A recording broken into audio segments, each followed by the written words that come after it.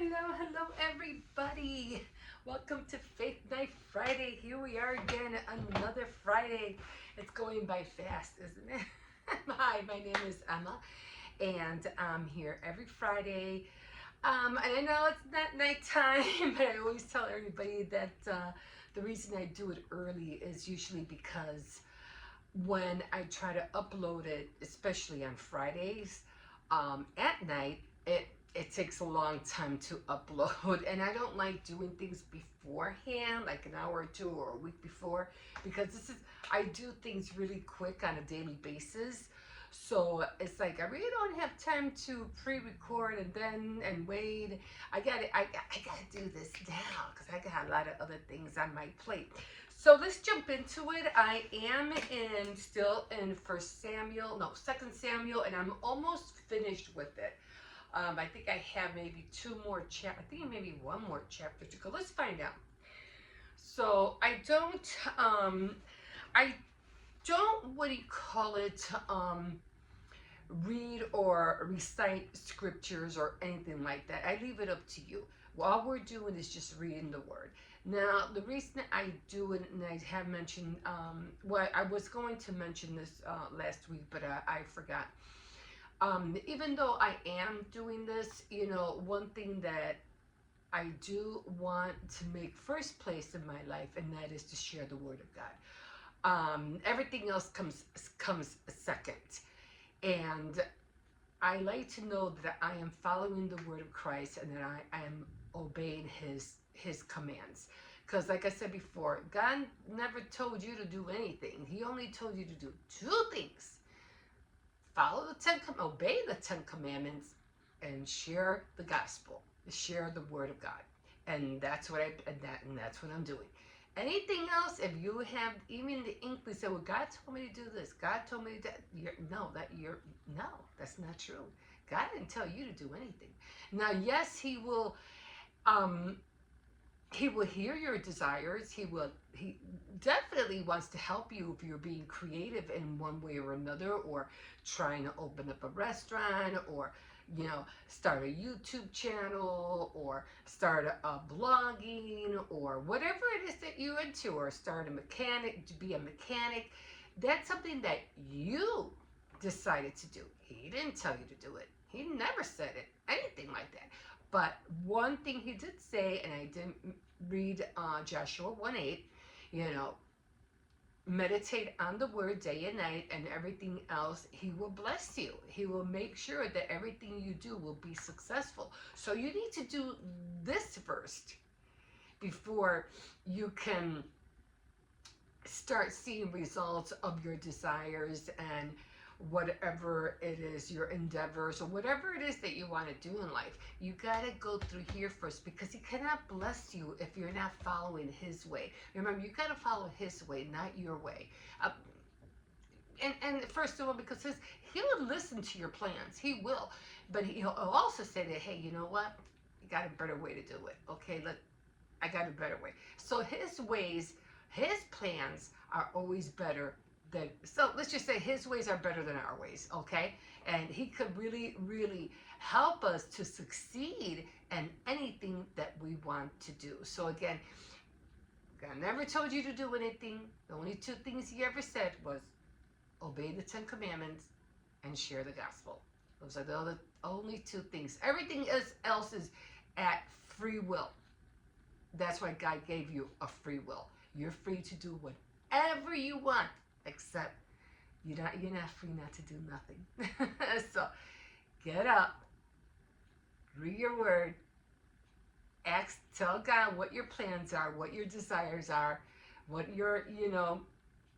what you want to do in life, and he'll help you to do and get that done. Maybe like I had, he's the finisher of our faith. You start it and he'll finish it. And that's how I always see it. And I have experienced it. I have experienced this so many times where I feel like, oh my God, I'm not going to be able to do this. I'm not going to get this done. This is not going to happen. You know what? Just start. I'll take care of it. And he does. And he does. So okay, so like I said, we are in Second Samuel, and we already finished 22, so we are in 20. We are, man, I think what do you call it was long, wasn't it? 22 was long. Let's see how long 23 is. 23 is not that bad, but oh my God, all, all these names. I don't think I'm gonna be. I don't know. I'm gonna give it a try, but I'm pretty sure I'm gonna chop up all these names. There's a lot of names, and some of them I can say, and some of them I cannot. So you're just gonna have to bear with me. Okay, guys. So let's jump into it. So let me get my pencil because every time I usually I try to do it, be in the kitchen, but sometimes I do speak a little loud, so I don't want to interrupt anybody's sleep. So that's why I say, you know what, I'm gonna do it over here. Okay, so let's just jump into it. So David's last words. Oh, I was gonna show you how many chapters, how many more chapters. Oh, so we're on 23, and Second Samuel, the last one is 24, and then we're gonna move on into Kings. Okay, so let's just jump right in. Okay. So again, the whole reason I started this was because I always wanted to know why or how King David became King David. I couldn't understand it. I mean, I was always in the New Testament. I mean, Matthew, Mark, Luke, and John, and all those, books. But, they were always referring to King David. And I was like, well, wait a minute. All this lineage and so and so before this person, so and so before. But wait a minute, how did King David become King David? Like, that was always on my mind. I just couldn't picture where he came from. So I said, you know what? Let me get into this. What? What are you crying for? Get over here. You already went out. So he'll be right back. Come here. He'll be right back. I think he got mad. Okay, so David's that's words. So that's again that's what got me into into the word of God, but more because I wanted to dive into the Old Testament, because again, like I said, I'm always in the New Testament. He'll be right back. Okay, so David, son of Jesse, was the man whom God made great, whom the God of Jacob chose to be the king, and who was the composer of beautiful songs for Israel. These are David's last words. The Spirit of the Lord speaks through me. His message is on my lips. The God of Israel has spoken. The protector of Israel said to me, the king who rules with justice, who rules in reverence for God, is like the sun shining on a cloudless dawn, the sun that makes the grass sparkle after rain. And that is how God will bless my descendants, because he has made an eternal covenant with me and an agreement that will not be broken, and promised that we will not be changed. That is all I desire. That will be my victory, and God will surely bring it about. But godless men are like thorns that are thrown away. No one could touch them barehanded. You must use an iron tool or a spear. They will be burned completely. Now, see what he said right here? That is all I desire. That will be my victory, and God will surely bring it about. Again, we always try to do things on our own, but if you follow God's way, he'll make sure that you'll have victory in whatever it is that you're doing. Okay, David's famous soldiers. These are the names of David's famous soldiers. Oh, I'm getting close to that part. The first was Josheb, Baheshasheb from Tikimon, who was the leader of the three. He fought with the spear against 800 men and killed them all in one battle. Wow, that's a lot of people. The second of the famous three was Eleazar, son of Dodo, of the clan of Oha. I told you I'm gonna screw all these names up. I'm telling you right now. One day, he and David challenged the Philistines who had gathered for battle. The Israelites fell back, but he stood his ground and fought the Philistines until his hand was so cramped that he could not let go of his sword. Jesus. I mean, he must have been like, dang, dang, dang, dang, dang, dang, dang. And now he just couldn't leave that sword alone. He just couldn't put it down. But he stood his ground and, okay, the Lord was a great victory that day. After it was over, the Israelites returned to where Eleazar was and stripped the armor of the dead from the dead.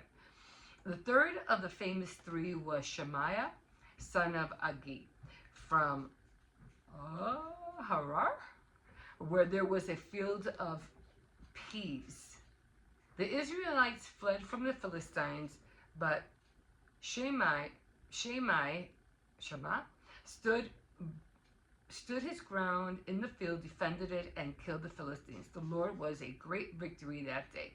Near the beginning of the harvest time, 3 of the 30 went down to Adullam cave, where David was, while a band of Philistines was camping in Rephaim Valley. At the time, David was on a fortified hill, and a group of Philistines had occupied Bethlehem.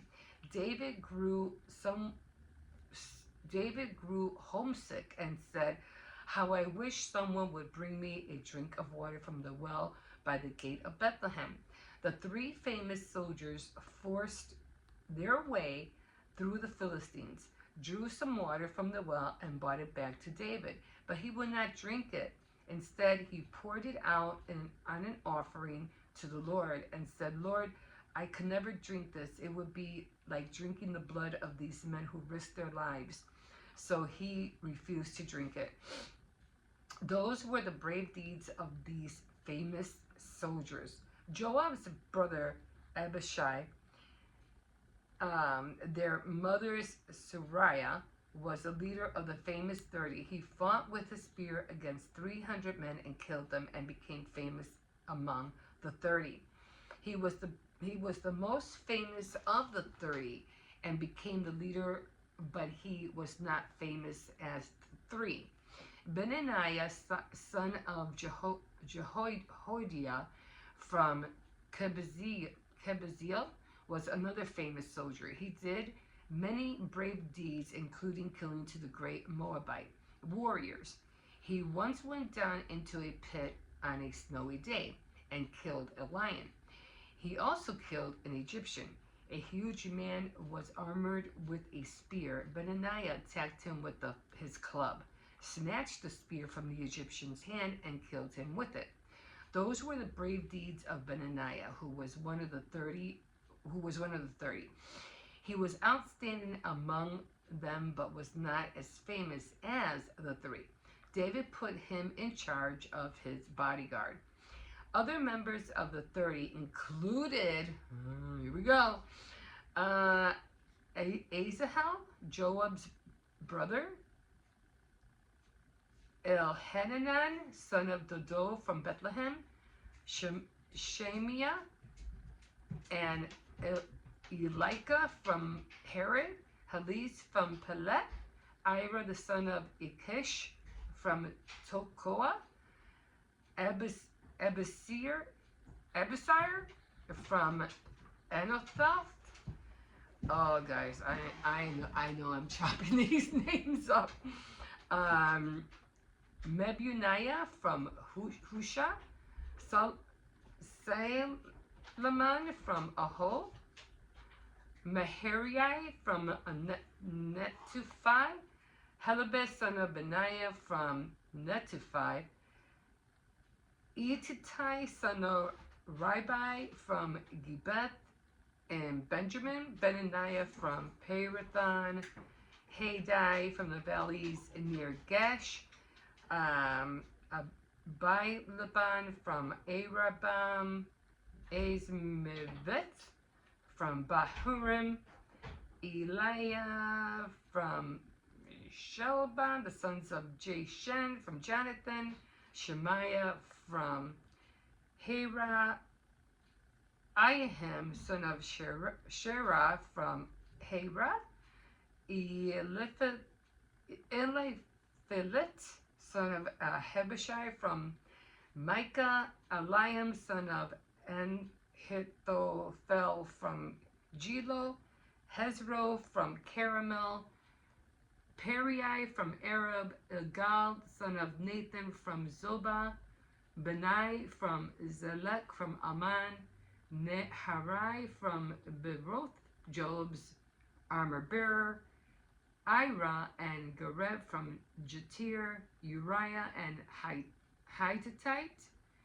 These were 37 famous soldiers in all. Holy cow. I am going to have to go back and find out how to say all these names. See, if I would have known how to read this book when I was a tiny little girl, I would have known how to say them by now.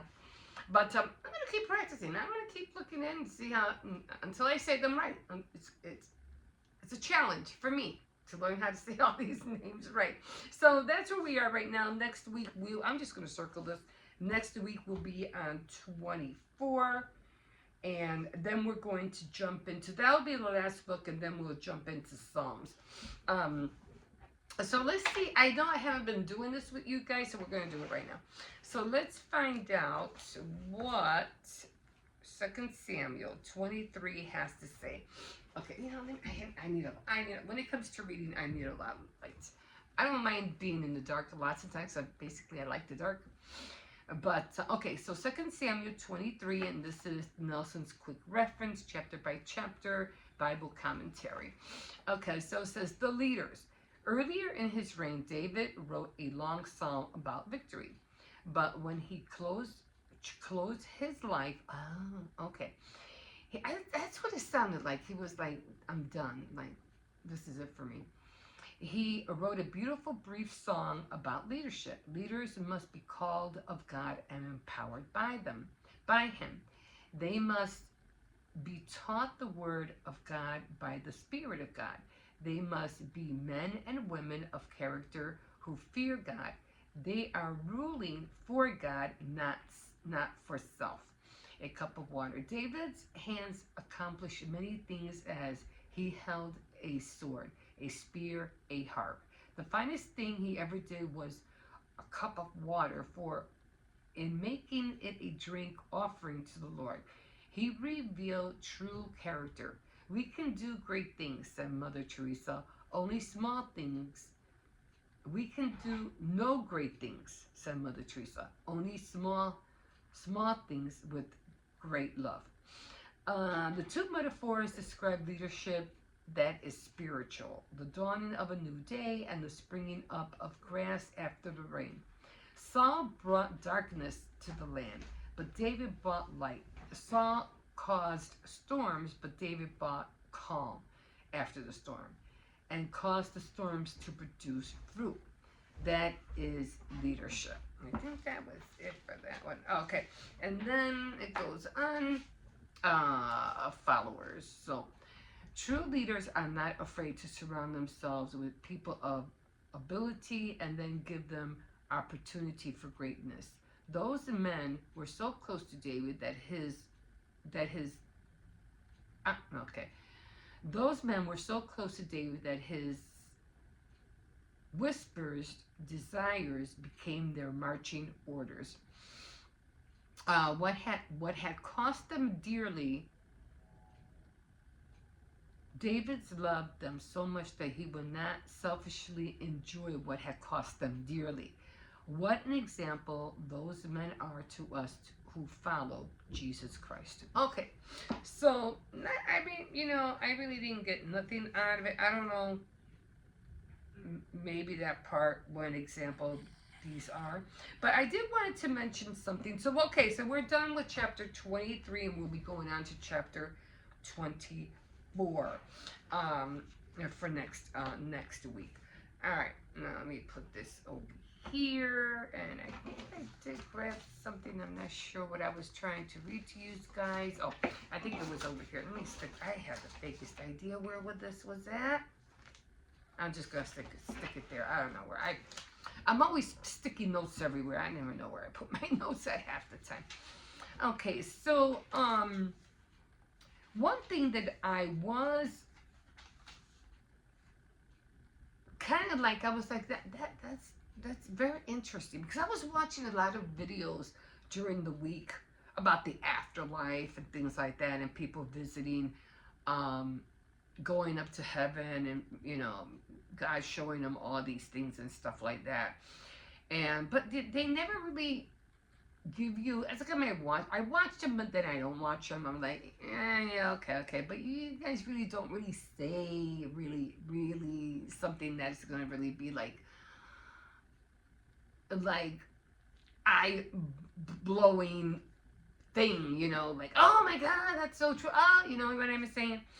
So I kind of listen to them, then I kind of don't.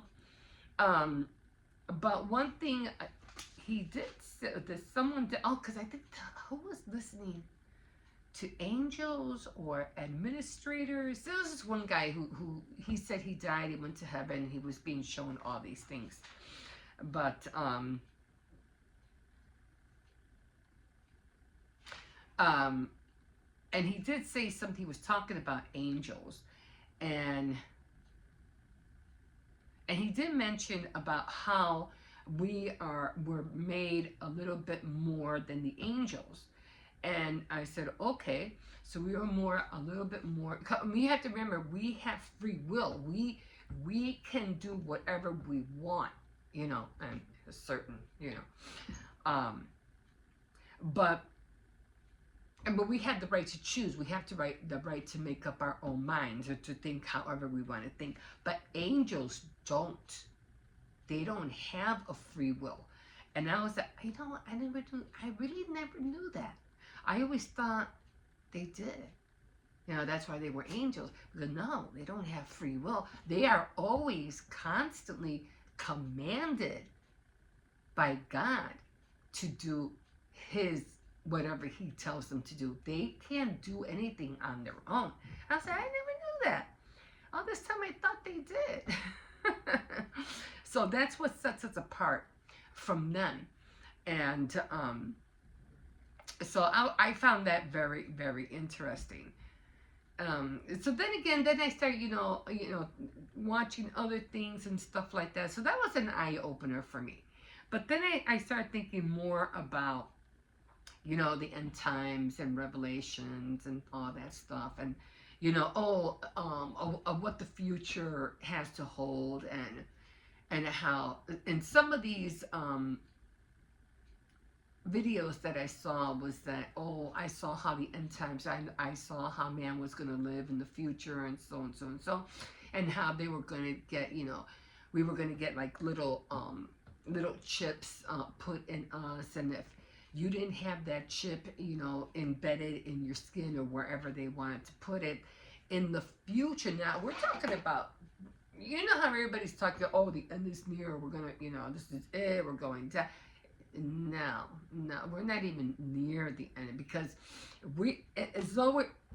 although we are getting close, to the end times, we're not that close, because you have to remember, there's just so many things that have to happen that hasn't happened yet. And I know we are really far in advance in technology, because I was even seeing videos about, what was I watching?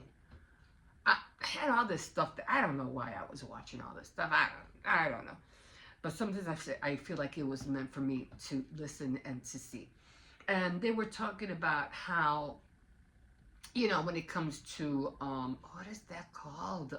Area 51 with the aliens and all that stuff, and how, they want to expose or, bring to light of what they've been hiding for so many years, and blah, blah, blah. And that's how sometimes they feel like, they got some of their technology because of some of these saucers that crashed, and they got some of the technology from what was in those saucers. Okay, given that, okay, fine, you know, so we're, because of that, we're so advanced, right? So say, because that's what they say. We have no really concrete evidence that that was how our technology, some of it, was done, but it is what it is. Okay, so because of that, and because our technology is advancing, and you're already seeing how fast it's growing. I mean, AI, come on. I mean, they even have AI where you can build like a pretend you, an avatar. And I like that. I think that's so cool. I would love to have an avatar of myself. I think that would be so cute. But do I really want to see myself as a little cartoon? I don't think I have time. And it takes a lot. They make it sound so simple. Oh, you just go here, you go there, and you can make your avatar talk and move and, whatever. I go, yeah, but look at all the steps you got to take just to get it done. And just for one video, I don't think so. I don't got time for that. You know how you go on games and you make your own avatar on the game? You can have blonde hair or black hair. You can have this. You can have, I think that's amazing. I just don't have time for that. But I think it's cute. But again, because all these things are happening, and yes, we already have chips. They put them in dogs where they could be tracked, but they haven't put them in humans yet. So how far in advance will it be for it to be our turn for them to put chips or embed it somewhere, and in our bodies? Even though, like I said, we are far advanced, would it be too long before it happens? Will it be in the next 10 years? Will it be in the next 50 years? So years. We don't know. But it is going to happen, And you won't be able to buy groceries without it. You won't be, access your money without it. I mean, it's going to be, I don't even think if we're going to have money, like, pennies are almost being non-existent. I mean, pennies are being like really down the totem pole. You know what I'm saying? Like you'd be surprised if they do away with pennies. But I still collect them. I still do. But yeah, that's going to be really, I don't know, maybe in the 30th century. I don't know. But it is going to happen. But again, without, and they call it, how do you escape? And they're going to be tough. You have the mark of the beast. If you don't have this certain thing in you, then you cannot do all these other things, which is like, okay, so how do you escape that? How do you escape the mark of the beast? Which is my question, which I'm like, I need to find out. Because if you are into, like I said, hopefully me, my children will be all gone before that happens. But if I could find out beforehand, before I'm out of this world, I would love to share that, But how do you escape it? And you're going to have to be like really, really like, I don't know. Some people are not going to want it. Some people are going to be against it. Some people are going to fight it. And they will. They're like, no way, I don't want that. I don't want that thing in my body. And some people are going to say, well, yeah, but if you don't have it, you can't, do this. You can't do that. You can't, It's almost like an ID, it's almost like an ID, like a credit. You know how you have your ID in a card? It's almost like that. They have to find a way to identify you. And in order to do that, you got to have that chip. So that's scary and very interesting at the same time. So that's something I'm going to look into. Oh yeah, I was talking about the light switch. I think it's like, what are you talking about? What light switch? Okay, so because somebody told a person who had died and went to heaven that we are doing everything backwards. But my analogy was like, yeah, I know. I've been told that. I've known that for years. It's like when you put the light switch on, the light goes on, but in the heavenly realm, everything is backwards. In other words, in order for you to put on the light goes on. Well, in the heavenly realm, in order for you to put the lights on, you got to put it down. So everything is backwards. We're living backwards. So that's what I meant. It was just an analogy because I couldn't figure out how else to explain it. So that was just an analogy. But yeah. So other things, I guess that was it for now. Oh, one more thing. Whatever you do in this life, don't let anybody make a choice for you. You have a free will. You have the right to make your own choice. Don't ever let anybody tell you what to do. Okay, that's what free will is all about. And it is interesting because I think it was in Job. Yeah, so always, and if you don't know how to make a right choice, pray for wisdom.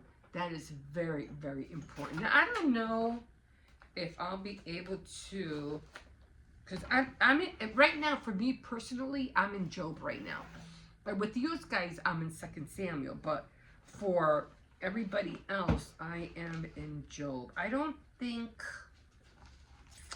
I'll be able to read the same thing, because every Bible has its different way of what do you call it? You know, like the King James, the New Revelation, the New Translation.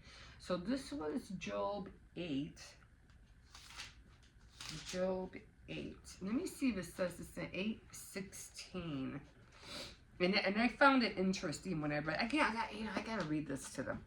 I thought it was really interesting. 15, 16. I think I'll start at 12. Godless men. Excuse me. Is it 8? Yeah. 8:16. Godless men are like reeds. They hope it is gone once God is forgotten. They trust a thread, a spider's web.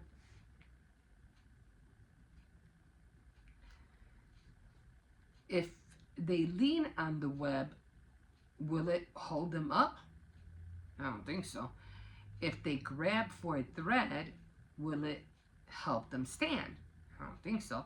Evil men, oh my God, I saw my eyesight. I need better glasses.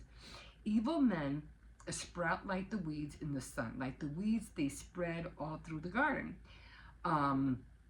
Their roots wrap around the stones and hold fast to every rock. And that is so true. It's like, you know how famous people, they become like, oh, everybody's watching them, you're famous and you're great and all this.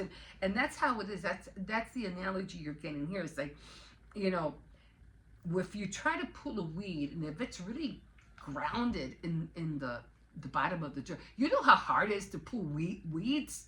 It's hard. I mean, you could like, oh man, you have to get a shovel or whatever and dig that sucker out, you know?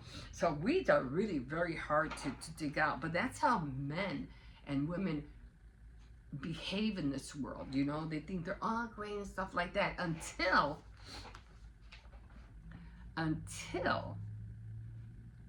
the roots wrap around the stones and hold fast for every rock.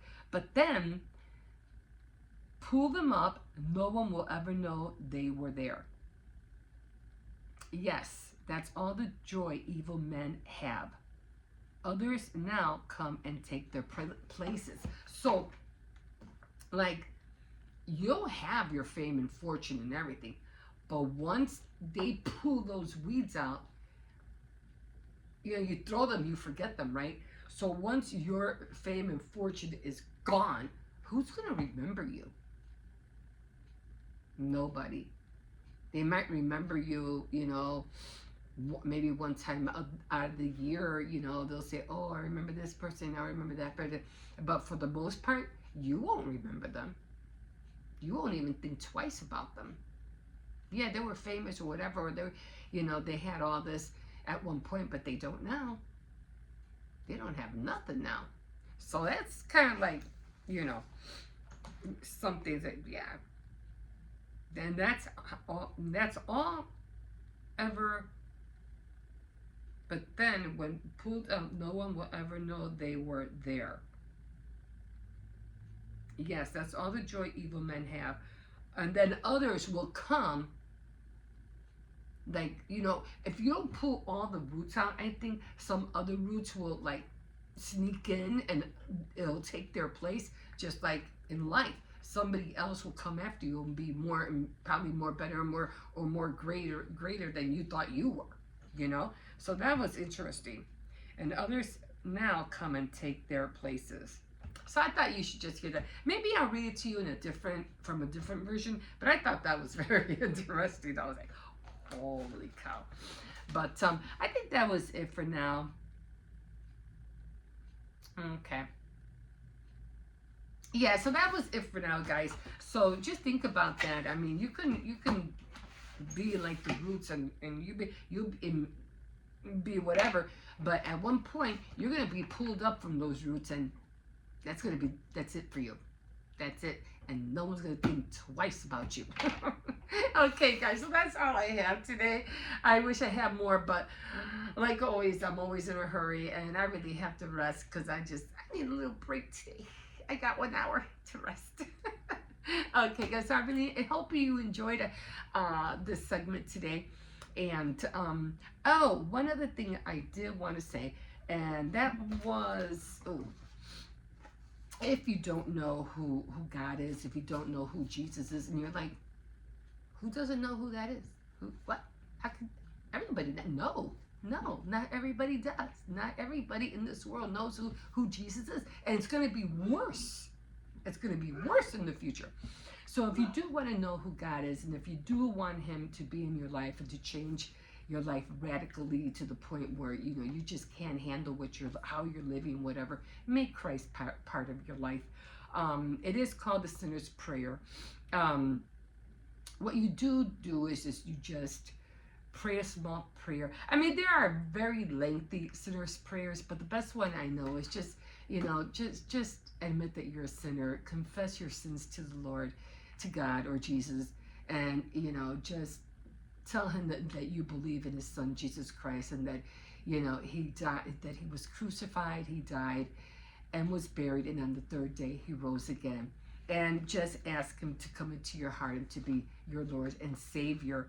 And and when you do that, let somebody know that you said the sinner's prayer, and now you're following the word of Christ. Don't say that you're a Christian.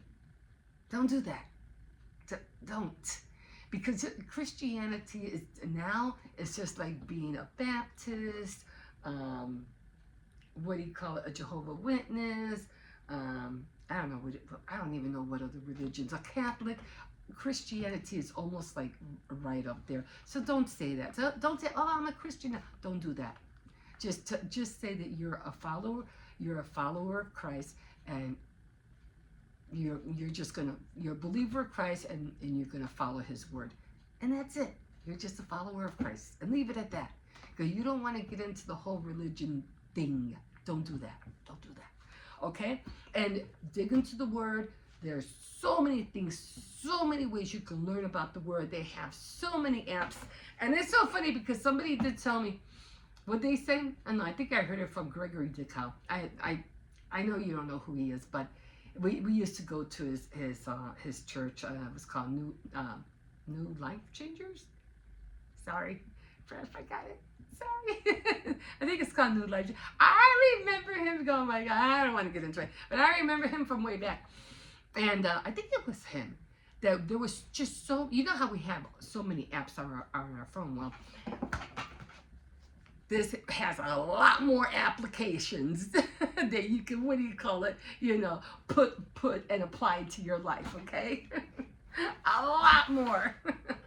Okay, well, guys, with that being said, thank you so much for joining me. And if you did like this segment, don't forget to like and subscribe, and definitely comment if you wish. And we will catch you next time on Faith Night Friday. Okay, guys, have a good night. Bye-bye.